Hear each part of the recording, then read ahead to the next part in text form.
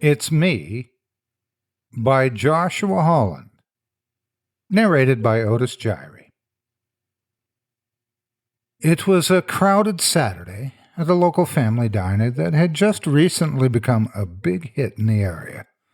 It was 3 weeks since its grand opening, and already the word of some walking and talking robot that delivers your food spread far and wide. People flocked to see the technological marvel, which many hailed as being decades ahead of its time. The large animatronic brown bear named Fred, with his tray, top hat, and bow tie, was quite the sight to behold for the adults as well as the kids. Fred did manage to scare one kid, though, a little boy who sat all by himself at his table while his mother was away at the bathroom for a brief moment. The hulking Fred Bear shook the building with his pounding feet, and his jagged protruding gears ticked loudly.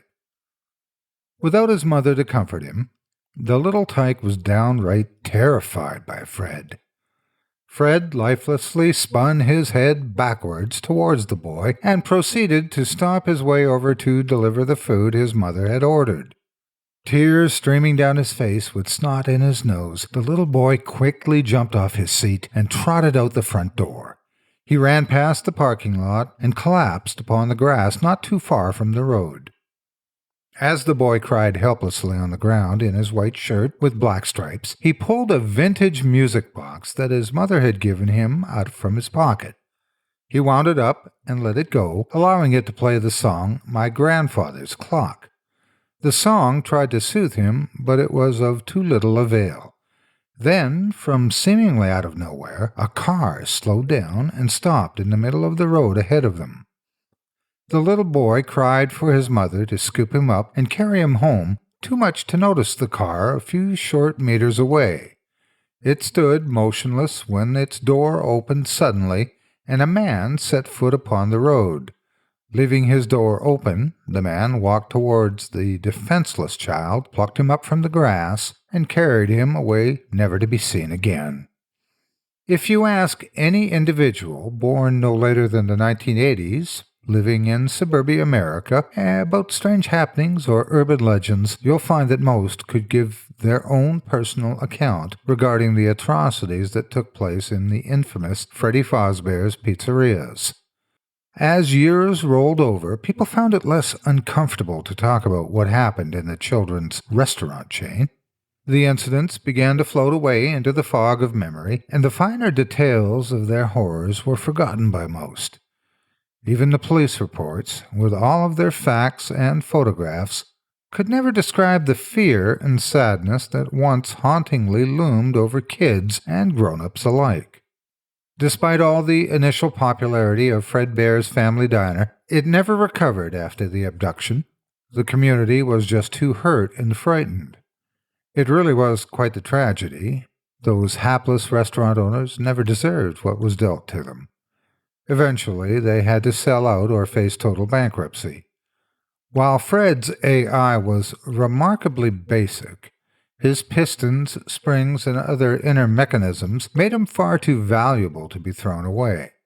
Investors and upcoming entrepreneurs still saw the worth in old Fred and poured their money into what would become the hopeful Freddy Fazbear's Pizzeria, starring Fred.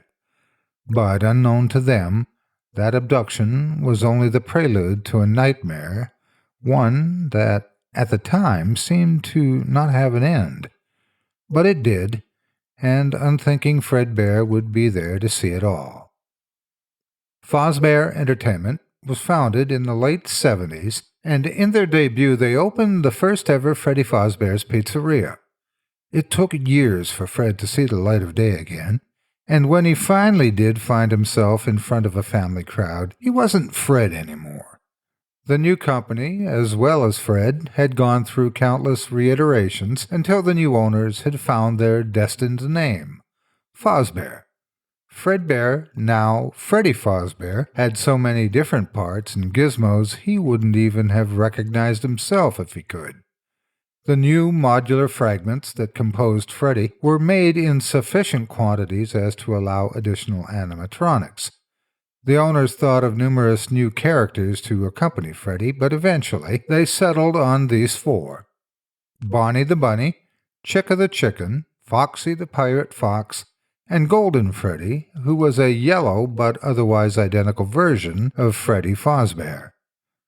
The owners tried their hardest to distance Fazbear Entertainment and their characters away from the diner, and they mostly, if not entirely, got the desired result.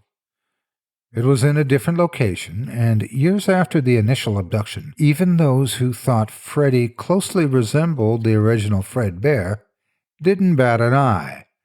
The loss of a precocious child wasn't entirely what bothered people. It was also that the kidnapper was never identified. Freddy carried with him a somber memory of regret and despair, which hauntingly lingered in the air around him. You could almost see an expression of remorse on the bear's face. Regardless, the restaurant was still as big of a hit as the owners could ever have hoped for. The seemingly impossible robotics in the costumes of children's cartoon characters captured the imagination of nearly all who visited. Seeing them perform live was just as magical as seeing Fredbear himself deliver food for the first time. They were all big and bulky, artificial fur coating their costumes, with robotic joints completely exposed. Bonnie the Bunny played songs on his clunky plastic guitar, while Chicka the Chicken danced about, and Freddy sang famous children's songs. Foxy the Pirate told jokes and stories in pre-recorded voices that were changed monthly, and Golden Freddy played games with the older children. All was looking well for the company, and opening new locations was already becoming a possibility. But it was after a few months of the opening on a crowded Saturday at the restaurant did a familiar car creep back into the parking lot. A little girl's birthday surprise was being set up by the staff as well as the parents. The young girl and her 4 other friends were having a ball in one of the party rooms, yet they were a tad suspicious about why every adult had left the room. They were completely alone. None of them had any idea about what was being set up. Foxy, the pirate, jumped off stage in front of the whole crowd and made his way to the party room to give those 5 children their own private show. The parents held their cameras eagerly, waiting to make snapshots of cherished memories as they and the staff followed Foxy down the hall. Foxy leapt into the party room with his hook hand in the air, spouting his pre-recorded messages. "Ahoy, landlubbers! 'Tis I, the one from Pirate's Cove." The room was empty.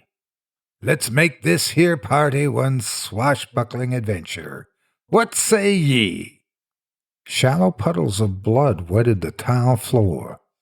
The staff-only door connected to the room was hanging open, previously locked minutes ago.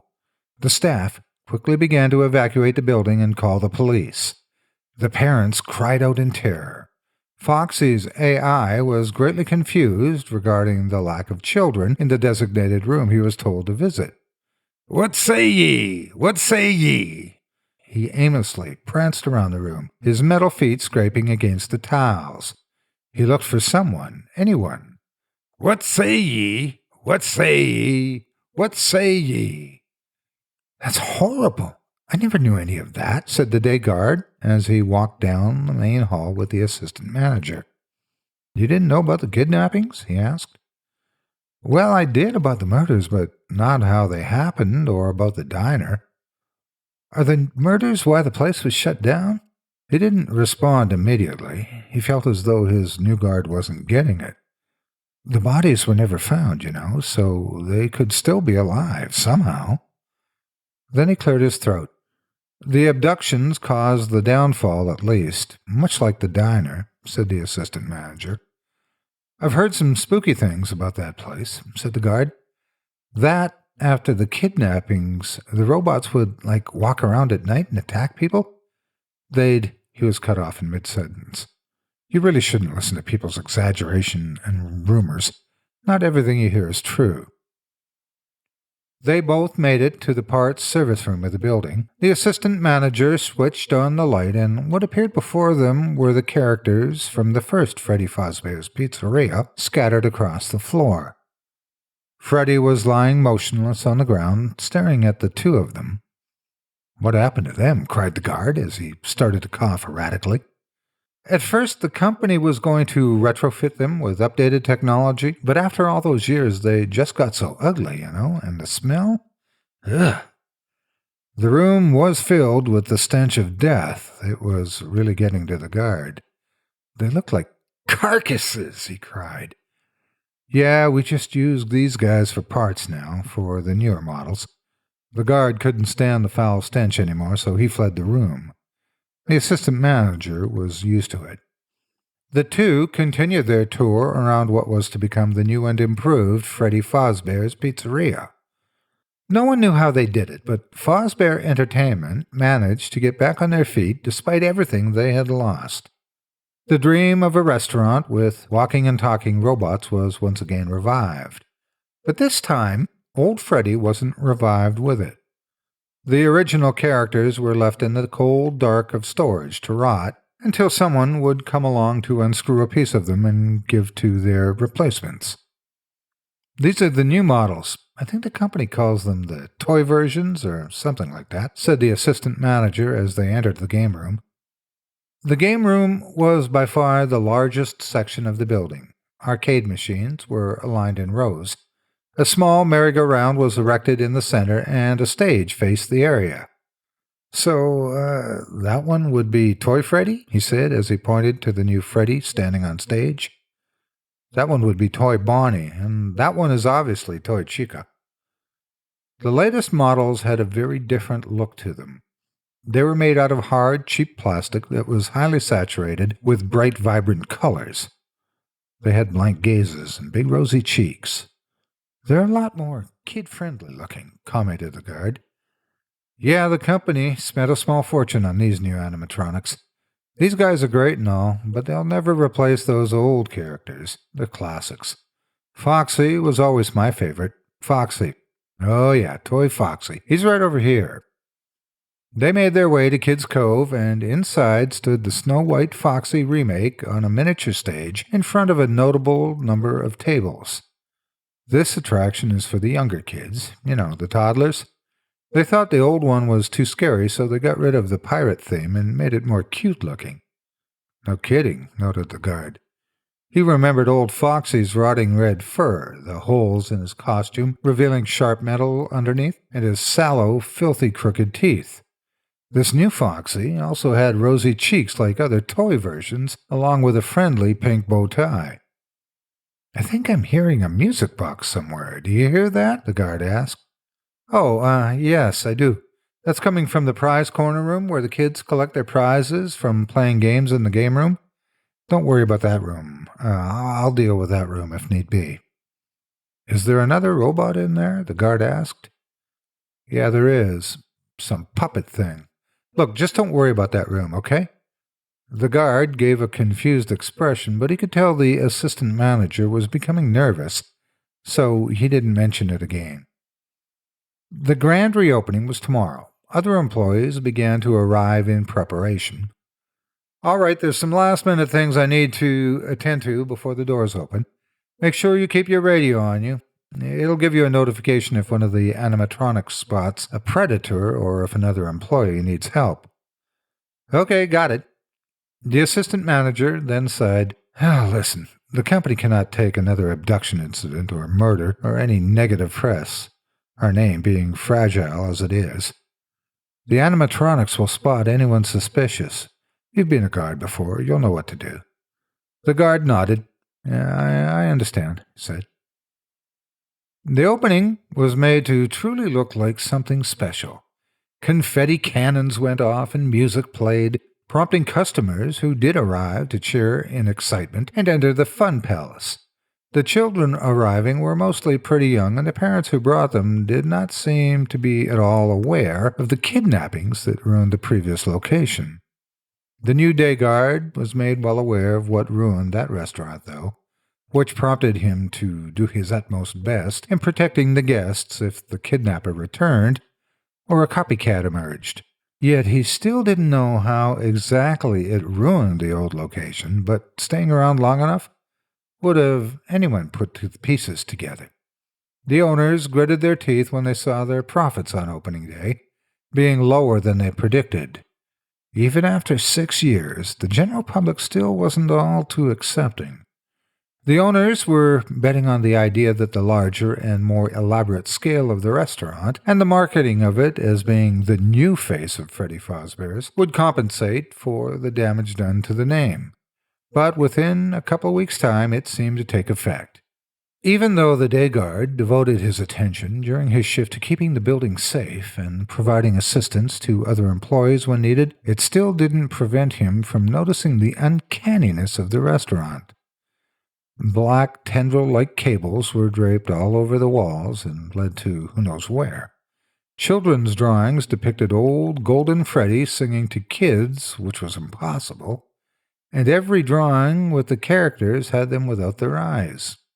There was also the marionette in the prize corner, whose movements were extraordinarily fluid but far more organic than his animatronic brethren. And for some reason, adults were not permitted to enter its room, unless the assistant manager remotely had kept a specialized music box wound up with his radio. If the music box ever stopped playing, the marionette would activate again, and all adults would have to immediately leave the room. "Its facial recognition systems are botched," said the assistant manager. "It identifies every adult as a child predator, which prompts its programming to call the police under a false flag. We can't have that. I'm sure the company will fix it soon."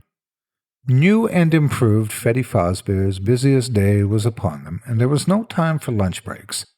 It was Thanksgiving break for the elementary and middle scholars. The day guard got a memo from the after-hours night watchman as they were exchanging shifts that he suspected someone malicious might stop by today. So the day guard patrolled the building all day in search of someone, anyone, and occasionally said hi to the frolicking children. He walked past the game room and saw the animatronic band performing a song on stage. "London Bridge is falling down, falling down, falling down, London Bridge is falling down, my fair lady," they sang. Everyone sang along off-key and in an inharmonic fashion, making it deep, echoey, and audible throughout the entire building. Suddenly, a sporadic and awful noise flooded the halls. It sounded like a malfunctioning radio. It was coming from Kids Cove. The day guard arrived at Kids Cove shortly after, along with the assistant manager. Toy Foxy had been ripped to pieces, helplessly nudging itself around on the floor. Bits and pieces were scattered here and there. There was a group of children slightly older than the usual toddlers, panicking in a corner as Foxy's radio hurt their little eardrums. One child was tightly clutching what looked like half an arm. Apparently, after the adults left them alone, the children tackled Toy Foxy and dismantled it. One kid must have pulled out the wrong part and sent Foxy's police scanner off the fringe. They turned Foxy off and the radio was silenced. "I've never seen anything like this before," said the assistant manager. "I'll make sure to enforce a hands-off policy from now on," replied the guard. The assistant manager nodded. "This is abhorrent. I can't believe kids these days, you know? We're going to have to close down the attraction until maintenance arrives, and that won't be for a few more days." The staff dubbed Toy Foxy the Mangle from that point forwards. The day guard had a quick chat with the night watchman the next morning before opening hours, and he told him all about the kids maiming Toy Foxy. The watchman chuckled and stated how he'd never liked children. That's why he has the night shift. This day was just as busy as the last and managed to be just as strange. Something was off about this place, the guard thought. From the outside, you would hardly be able to tell that it was a place for kids at all. It was dully colored, big, and ominous, and while not particularly tall, the building would look to be towering over you as you approached it. The guard thought it was akin to a prison he once worked in. He looked around him and saw that all the boys and girls were having a good time, almost too good a time. Parents also felt something sinister about the place. Nothing they could exactly put their finger on. Rather, something that just seemed to linger in the air around him. But they came and stayed anyways. The guard saw the marionette stare at him through an open doorway leading to its prize corner, painted tears streaming down its face with white stripes surrounding its black costume, dark cables suspending it above the ground. Its smile was big, and its face looked human, almost too human. The music box was currently unwound. Build it up with wooden clay, wooden clay, wooden clay. Build it up with wooden clay, my fair lady, the animatronics sang. Wooden clay will wash away, wash away, wash away. Wooden clay will wash away, my fair lady. Loud screaming interrupted the song as something heavy stomped its way down the main hall.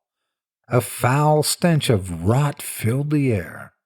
The guard quickly ran to the scene and found the monstrous, decrepit original Freddy Fazbear walking upright.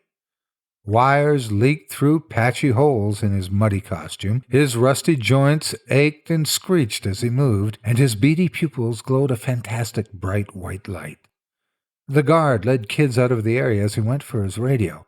Lights in the hall flickered rapidly, giving Freddy the appearance of teleporting forward as he approached the guard. Freddy stretched his arm out far to reach for the guard and then tightly grabbed hold of his arm. "Everybody get down here, now!" he commanded as he helplessly struggled in Freddy's grasp. A deep and electric-sounding voice ringed in his ears. S-I-V-E, Freddy hummed. T-E-A-M. Ah. Freddy let go of the guard and collapsed to the ground, the assistant manager standing behind him. Police appeared at the restaurant to make sure no one was hurt after receiving phone calls about some giant robot endangering the lives of children. The smoke abruptly cleared, though, and Freddy was taken back to the parts service room. The police did, however, end up staying because of a far more sinister find that was hiding in the shadows. The day guard was idly standing around waiting to hear something, anything. Hours passed by until he saw the assistant manager walk towards him, hands in his pockets. The guard eagerly stepped forward to greet him. "What happened? You've all been back there for so long. Is everything all right?" The assistant manager was silent for a moment. He sighed. "There's been another set of abductions." The guard couldn't believe it. "That can't be. I've been here every day of operation from opening till close." "The night watchman, after hours, he used one of the costumes," said the assistant manager. "We had a spare in the back, a yellow one. He used it to... Oh, God, those poor kids." Wiping tears away from his eyes, he mumbled softly, "I'm so sorry." The guard stood completely dumbfounded. Everything felt so surreal to him. Eventually, the assistant manager pulled himself back together. We caught him on the security cameras. He deleted the footage, or at least thought he did. We record it to 2 separate locations for things like this." "When did this happen?" the guard asked. "Yesterday," he responded. Freddy's impossibly white eyes were burned into the guard's brain. He remembered the words Freddy mouthed to him. His message was starting to make sense. Everything was starting to make sense. "Those old characters really did walk around at night, didn't they?" the guard asked. There was a long pause. "We don't yet have an explanation regarding what the old Freddy did earlier," the assistant manager said, "but I'm sure our engineers will get hard at work on it. This whole day's been a shock. Don't let your emotions get the better of you." The guard gave a look, letting him know he was buying none of it, not anymore. "Just listen to me," said the assistant manager. "We're closing down, at least for a while, but we have one more event scheduled for tomorrow, a birthday. You'll be alone on day shift, for I'll be taking the night shift tonight." No, I don't think I'm staying any longer," said the guard. "Please, it's just one more day. It can be your last, I promise. I'll stay close to the animatronics tonight and make sure they don't hurt anyone. Now, they have some questions for you." The guard reluctantly agreed and walked off to speak with the authorities. As the two men parted ways, the assistant manager felt compelled to give one last comment. "Hey, listen," he spoke hesitantly. "Regarding your encounter earlier today, you are very lucky to be alive." The same man followed old Fredbear to every new location, committing the same heinous act again and again, as if a cruel joke. The assistant manager survived that night using the killer's method of luring children away, wearing an empty Freddy suit as a disguise. The old characters, now joined by their new doppelgangers, maliciously wandered the dark corridors all night to the tune of a vintage music box. Their glowing white eyes pierced through the blackness as they aimlessly scampered about. The assistant manager wasn't sure what they were looking for, but he knew what would happen if they saw him. The day guard was not so lucky. Toy Bonnie, Toy Freddy, and Toy Chica all sang their song along with the children. He thought there was something different about the toy animatronics now. They moved in ways he hadn't seen before, and they spoke words he hadn't heard before. "Set a man to watch all night, watch all night, watch all night. Set a man to watch all night, my fair lady." But during the show, one of the children ended up getting frightened by the animatronics. A character stared at the little boy with its cold, lifeless eyes, which made him burst into tears and flee. The guard saw him run away and chased after him. The little boy trotted into the prize corner, and the guard followed him in there. He spotted the boy crying in a corner and told him, "Hey, little guy, what you doing here? The party's over." The guard then remembered what room he was standing in. He also remembered how he didn't preemptively wind that mysterious music box. As he was frozen in place, a ghostly figure suspended by dark cables hung from the ceiling above me. "It's me," it whispered into his ear with a childish voice. There wasn't really any speculation about what happened that day in 1987, for there were several guests who saw the whole thing. The court forced the dismantlement of all the new animatronics due to their malfunctioning, compensation for the poor guard's family, and the permanent closing of Freddy Fazbear's pizzeria. The old characters were shoveled into the back of a truck and shipped away. No one knows where they ended up or what became of them, but maybe they'll reappear somewhere one day, maybe. As for the owners, the CEO of Fazbear Entertainment issued one last public statement. These characters will live on in the hearts of kids.